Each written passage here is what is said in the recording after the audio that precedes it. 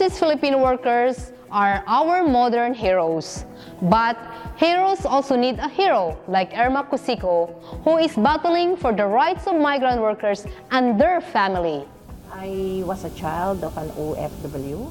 My father was working in Vietnam for 10 years. And my mom joined him in 5 years after.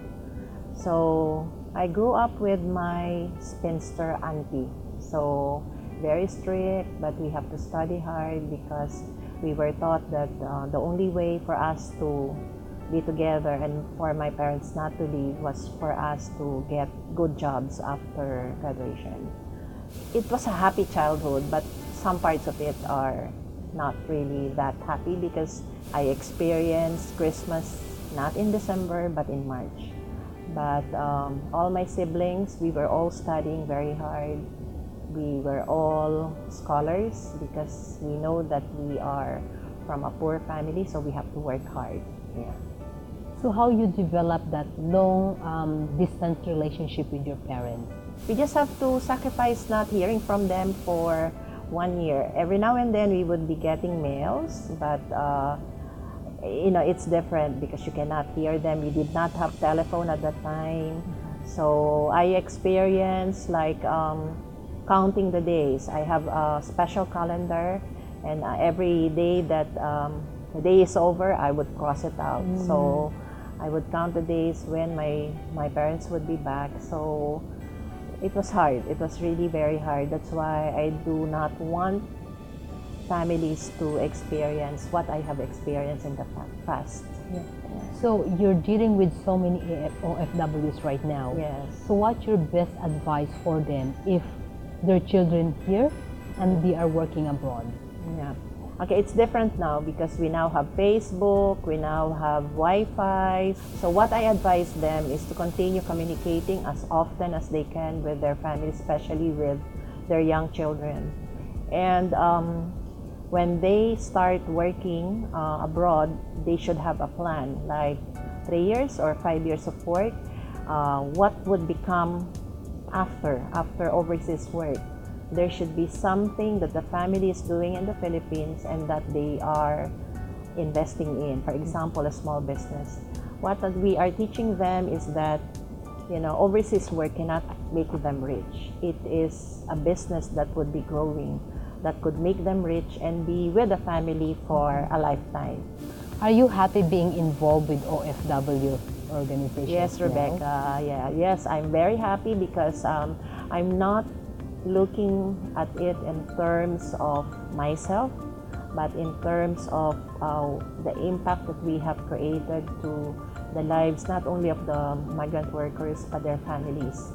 So when I see the changes, when I see you know, an improvement in their lives and the way they deal with the other OFWs, because we're not only teaching entrepreneurship and financial literacy, we're also teaching certain values, personal values, work values, personality development.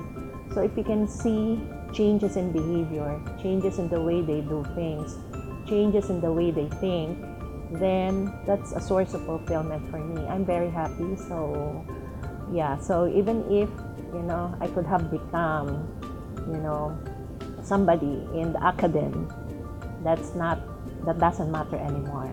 What matters to me now is the number of lives that we have touched, not only the workers, but their families. Yeah. Wow. With that, what is the meaning of OFW heroes to you? Okay, I have changed that OFW from overseas Filipino workers. I have changed that to overseas foreign workers because we're also helping other nationalities. I have also changed OFW to OFI, meaning to say we want them to become overseas foreign investors. They can invest in the Philippines through their, you know, the income that they earn abroad. So for me, they are temporary workers abroad, but they are future bosses and investors in their own country, maybe 3, 5 years, 10 years after. So what would be the impact if these OFWs decided to come back to Philippines? What would be the impact for our country? Yeah, I see a lot of small and medium enterprises growing. Yeah, from a small family enterprise, if they manage it well, and they're guided by our partner microfinance institutions in the Philippines, this family enterprise could become a small and medium enterprise. You know, like what happened to China. There are so many SMEs in China. It could also happen to the Philippines. Mushrooming of small and medium enterprises. It could mean employment generation, job generation for the communities in the Philippines. It could also mean more wealth for the families. Would you continue to support OFWs or encourage Filipinos to get out Philippines to be an OFW? I hope there will be more opportunities, job opportunities for Filipinos here in the country, because they are only forced to go outside, work abroad because of lack of opportunities. You know, there are many teachers, engineers who are getting, you know, jobs that are, you know, domestic jobs in overseas because of the lack of opportunity here. I think if there will be more jobs or more businesses needing people, then there's no need to go abroad and work, because sometimes when you look at the salary, it's almost equivalent to the minimum salary in the Philippines. So why work abroad? Why not work in the Philippines and be with your family? But the opportunity has to be there. Yeah. So with that, what's your best advice to countrymen, especially businessmen in the Philippines, in order to encourage our OFWs to come back here? How can we help? What's the message that you want to give them impact? You know, Singapore has a policy, Singaporean first, meaning to say before a foreign worker can land a job, there should be a Singaporean to, you know, maybe that kind of policy, you know, offer the job first to Filipinos, you know, not only for, you know, the rank and file position, but also for top positions, you know. If there are qualified, talented Filipinos, offer the job first to Filipinos, yeah, because I can still see many foreign workers in the Philippines. Yeah, so and then for those who do not have that opportunity, especially those in the rural areas, maybe encourage entrepreneurship, you know, so maybe integrate entrepreneurship courses in, you know, the college courses, so that if a son of a farmer cannot land a job in the city, maybe he can become an agricultural entrepreneur, you know, because money is there, you know, so they just have to know how to do business out of what they have in the area. One more. Yes. What's your advice to our future leaders? Future leaders. Okay. As one of the speakers shared, you know, commit, you know. Commitment is very important. So leaders should be committed and should not look far away, just look around you, and you can do a lot of things around you. All right. Thank you very much, Irma. Yeah. Okay, thanks, I'm Rebecca. so inspired. I was inspired by your story. So, thank So we're you. both inspired. Yes. Yeah. Okay, thank you. Every success has its struggles. Every dream has its trials and tests. Listen to their stories, because if they did it, you can also be self-made.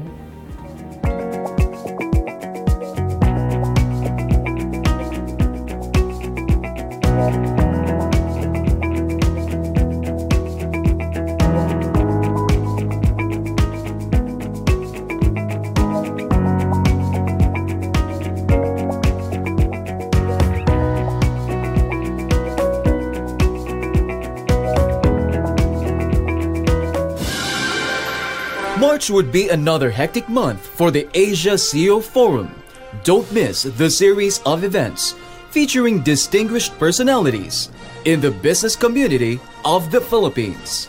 First off, Joseph Elias, General Manager of ADB Philippines, will talk about multi-generational leadership. Learn how it can transform your organization to one of trust and maximum business value.